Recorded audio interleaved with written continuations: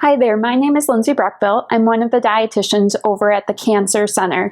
Today we're going to be doing one of my favorite recipes. It's very easy and it just includes mostly pantry staples. So getting ready for this demo last night, I went into my pantry and everything was there, which that is what makes this my favorite recipe, and it's super delicious. I've never met anybody who does not like it. So if you don't like it, you can write me an email, but I guarantee you that you're going to like it. So what we're going to start off with are just going through the ingredients. So what I have here are my canned ingredients. So again, all of these came from the pantry last night. So a can of diced tomatoes, a can of refried beans or pinto beans, a can of kidney beans, and then a can of black beans. And then the rest is just spices and vegetable stock and some brown rice. So what we're gonna, and also some onion and garlic. So what we're gonna start off with first is just preparing our vegetables. So I already diced up half of the onion, but I wanted to show you some tricks for dicing up the rest of it. So one thing that I get, one common complaint that I hear from a lot of people is, Lindsay, I don't know really how to cut things, or some of the recipes that I look at on the internet are intimidating. And so sometimes I feel like just learning some basic knife skills can make it a lot less intimidating. So what I did with this onion already is I cut it in half, and then I cut off the top and the bottom. So when you're cutting vegetables, you always want to make sure that there's a flat surface because you don't want it to be rolling around. That's how you get hurt, and we don't want any kitchen injuries. And then you always want to kind of guard your knuckles or your fingertips by making a claw. So that's what I'm doing right now. And then just cutting strips into the onion. Okay. So I cut it about at 1/4 inch intervals, and then I'm just going to do the exact same thing the other way. Very good. How easy was that? So half an onion cut in probably less than 10 seconds. So I'm just going to get my pan heated up here. Okay. And then I'm going to preheat some olive oil. So I'm just using a little bit of extra virgin olive oil. My rule with adding oil is a little goes a long way. So a lot of recipes might call for maybe 2 tablespoons or 1/4 cup, and you really don't need that much to saute. You just want to make sure that the vegetables get coated and there's enough to brown them. So I'm going to add my onions to start to brown. The next thing that I'm going to chop up are garlic cloves. Now I want to show you a very easy trick for chopping up garlic. So the recipe calls for 4 cloves, so I got 4 cloves right here. And in order to take the peel off, I just use the side of my knife and smash it down. Once you hear a crack, whoopsies, you pick it up and you just peel the skin off. So I'm going to peel this one off and do it to the rest of them. One of them peeled itself. One mistake that you do not want to make, that I've heard some people make, is when it calls for 4 cloves, that does not mean 4 heads. So if you did 4 heads of garlic, it would definitely probably cure something with how spicy it would be with garlic. So we're just going to chop it up, and I just put them all on the cutting board. It really doesn't have to be exact. You just want to mince it up so that they're small little bits. Bring it all together, keep mincing. One little known fact about onions and garlic is that they're actually in the same family called the allium vegetables family. Allium vegetables that are part of the allium family are actually great detoxifiers and are packed with antioxidants. In order to get the best health benefits out of the garlic, it's best to do it from fresh. So I'm just going to give this a little stir. So I'm finished mincing my garlic, so it's pretty small, and I'm just going to add that in next. I wish you guys could smell it. It smells awesome. One other thing I like about this recipe for this Mexican rice soup is that it's very forgiving. So with these spices, yeah, you can measure them out, but if you just want to season with your heart, that's when it turns out the best, in my opinion. With the onions and the garlic, I do like to wait until it's slightly caramelized before adding in the rest of the ingredients. So in the recipe, it calls for either pinto beans or refried beans, and we'll add these in a second. I like using the refried beans sometimes because it helps to make it a little bit more creamy and less of a broth-based soup. But if you just have pinto beans on hand, that's just fine too. I like the variety of it because I feel like the variety of the beans gives it a little better flavor, and then also it's more visually appealing. The other hack that I'm going to use in this recipe is it calls for 6 cups of vegetable broth. I'm using a product called Better Than Bouillon. It's a low sodium broth base. So all that you have to do is maybe add 1 or 2 tablespoons, depending on your flavor preference, in with 7 cups of water. So I already have our water measured out right here. The other thing that I did ahead of time is that I parboiled the rice. So in the original recipe that I used, which is from the Forks Over Knives cookbook, it says that you can add in the rice raw.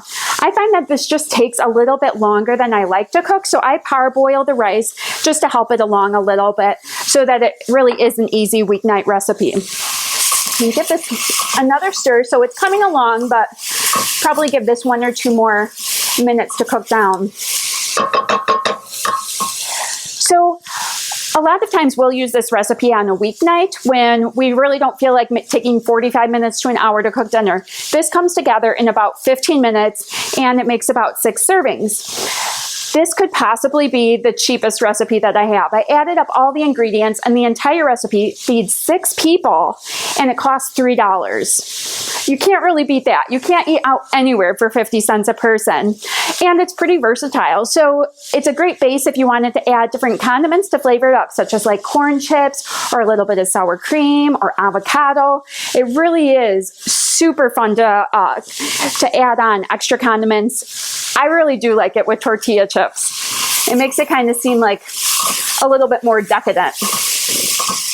Okay, this looks perfect. So the onions are all softened and starting to turn a bit of a caramely brown. So I'm not going to measure out my seasonings because truly that's not what I do at home. So I typically add in about a tablespoon of cumin. And the original recipe doesn't call for cumin, but I really like the flavor of it in this dish. And then a tablespoon of chili powder. So when you add them into saute, it just helps to bring out the flavor of the spices. All right, so I'm just mixing it up, letting the spices toast for about 20 to 30 seconds, and then I'm adding in the rest. So first I'll add in my tomatoes, and I'm just using canned diced tomatoes. If you wanted to use fire roasted tomatoes, that gives it really great flavor, but if you don't have it on hand, the regular diced tomatoes are just fine. Give that a quick stir, get this, kind of scrape the spices off of the bottom of the pan. And then next I'm going to add in my black beans, and these have been drained and rinsed. Rinsing the beans helps to take some of the salt off of the beans. Okay, those are all in. If you buy low sodium beans, you don't necessarily have to rinse them, and you could just drain them, but I really like rinsing them because sometimes it can just get a little bit too salty in flavor. Okay, mix that in.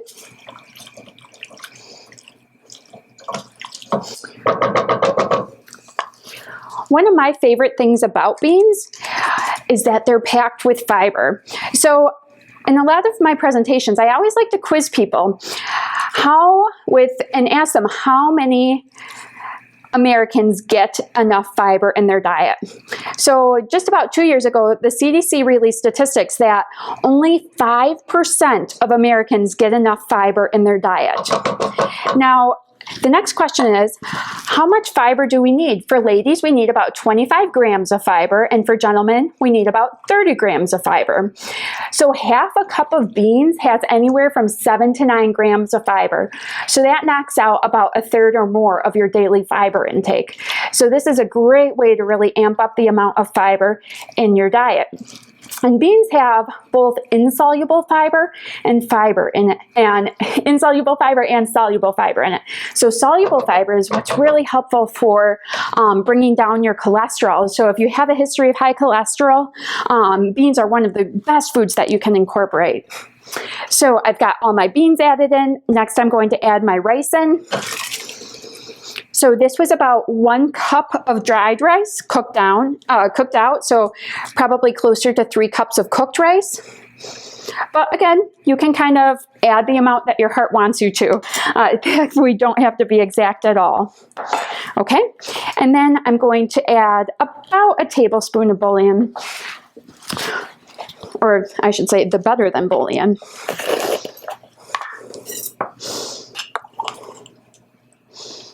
It's probably closer to 2, but it is low sodium, gives it great flavor, so you definitely don't have to be shy with that. Okay, stir that in.